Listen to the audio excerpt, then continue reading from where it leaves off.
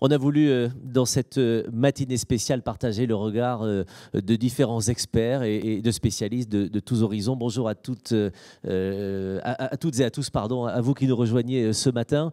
Notre prochaine séquence, c'est une conversation posée avec Axel Kahn. Dans cette journée en plus mondiale de lutte contre le cancer, il était important de l'entendre sur des questions de progrès évidemment et en particulier concernant la maladie.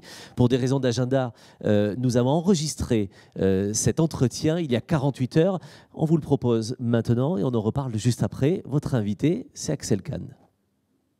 Bonjour professeur Axel Kahn. Bonjour.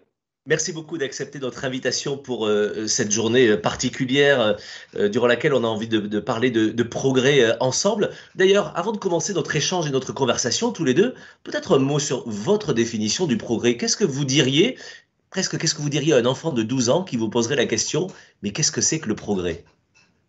Le progrès peut s'écrire soit avec un P minuscule, les progrès, ou alors avec un P majuscule, le progrès. Les progrès véhiculent la signification d'une amélioration, d'une augmentation.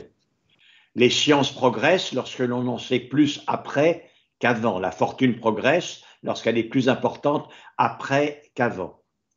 Le progrès avec un grand P est la notion selon laquelle le progrès des connaissances, le progrès des sciences, le progrès des techniques, le progrès économique sont garants du progrès pour l'homme, de l'amélioration des conditions d'accession de l'homme au bonheur. Il s'agit de la notion d'une progression continue du genre humain vers un terme idéal, le pas collectif du genre humain, disait Victor Hugo.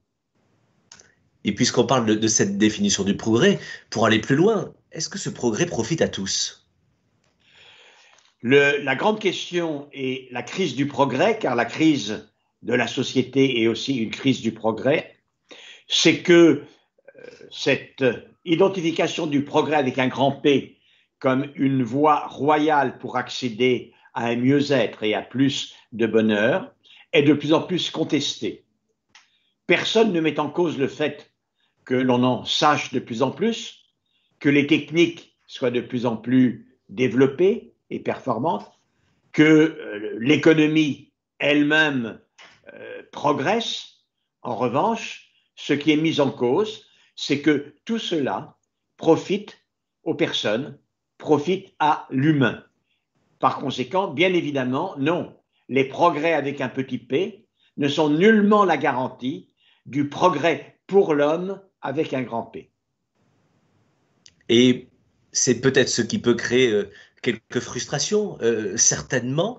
Est-ce que le fait que ça profite pas à tout le monde, finalement, n'est pas la source justement des conflits que l'on peut vivre et des dissensions que l'on peut connaître dans la société? Et je ne parle pas évidemment que du progrès scientifique, mais de tous les progrès.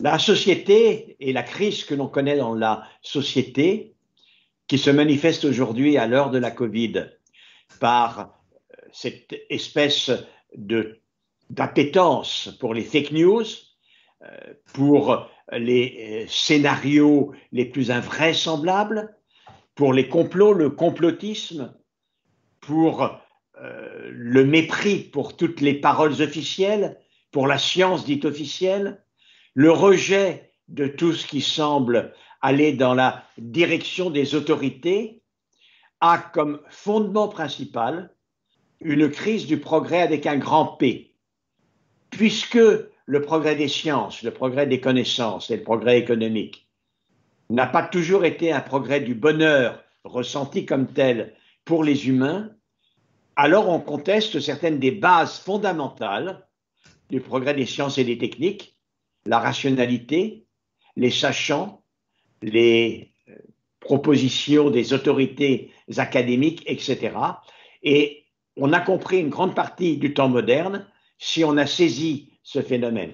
Et la raison pour laquelle la France est particulièrement riche en, par exemple, vaccinosceptiques, en partisans de ces complots imaginaires, de ces fausses nouvelles, de ces fake news, est que la France était dans tout le monde entier, sans doute, le pays des amoureux les plus éperdus du progrès avec un grand P. Et ce que l'on observe est une réaction d'amoureux déçus.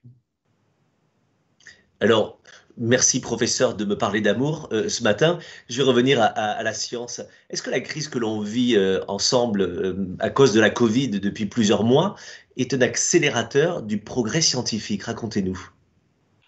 Il n'y a pas de doute que la manière dont l'humanité a réagi à la Covid soit un accélérateur du progrès scientifique qui aboutit à ce résultat scientifique et médical, il faut bien le reconnaître, totalement prodigieux, à savoir, moins de 11 mois après la découverte d'un nouvel agent infectieux, la mise au point d'une nouvelle classe de vaccins qui est incroyablement efficace, entre 96 et 92% de protection pendant au moins 8 mois, 1 an, adaptable si émergent des nouvelles souches, et hélas, elles émergent et émergeront.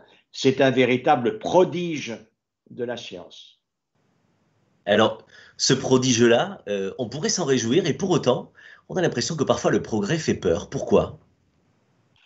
Le progrès fait peur, non pas le progrès avec un grand P, il ne peut pas faire peur, mais le progrès des armes fait peur. Le progrès de certaines techniques industrielles qui accroît l'effet de serre, qui augmente la pollution. Ce sont les résultats de progrès techniques aussi. Il fait peur. Ce sont les progrès, différents types de progrès avec des petits p, lorsqu'ils sont déconnectés de la vision humaniste d'un progrès avec un grand P, qui font peur. On a peur des progrès qui, en réalité, ne sont pas des progrès pour l'homme. Et ça m'amène à une question. Le 4 février, c'est la journée mondiale de lutte contre le cancer. L'occasion de saluer votre action formidable à la tête de la Ligue et l'action de tous ceux qui vous entourent sur tous les territoires. Professeur, est-ce que le progrès est toujours positif? On a l'impression finalement que au fil de l'avancée des décennies, on avance énormément sur beaucoup de choses. La recherche fait énormément de progrès, mais plus on avance, plus on découvre de cancers. Alors plus on découvre de traitements, mais plus on découvre également de cancers ou de formes de cancer. Est-ce que finalement le progrès n'est pas son propre ennemi? On ne peut certainement pas dire que le progrès soit son propre ennemi dans l'exemple que vous venez de me présenter. Il le serait pour les gens qui ne savent pas ce qu'est le cancer. Dans la réalité, ce n'est pas le sujet, je n'ai pas le temps de développer.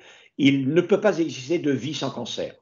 Le phénomène du cancer est profondément lié au phénomène de la vie elle-même.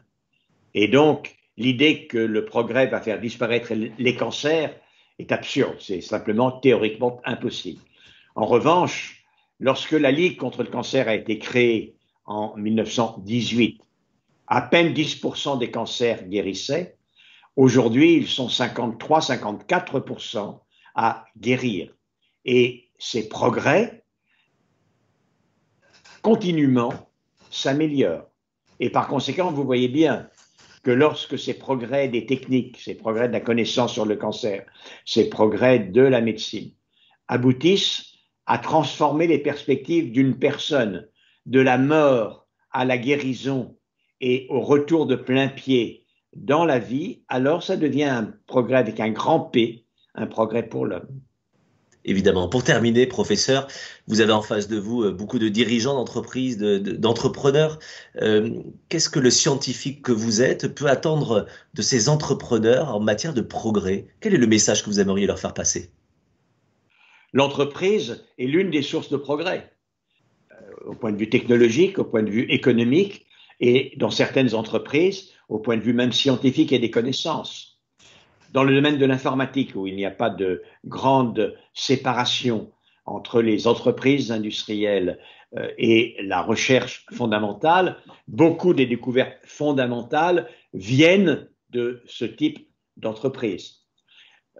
L'entreprise est également à une place extrêmement importante pour affronter le défi principal que j'ai relevé. Il est totalement évident que les progrès parcellaires avec des petits p, les progrès des techniques et de l'économie, ne sont pas obligatoirement des progrès pour l'homme. L'entreprise, notamment à travers une bonne gestion de la responsabilité sociale des entreprises, est là, à une des places extrêmement importantes pour justement arriver à combler le fossé qui peut exister entre les progrès des techniques et de l'économie et le progrès pour l'homme.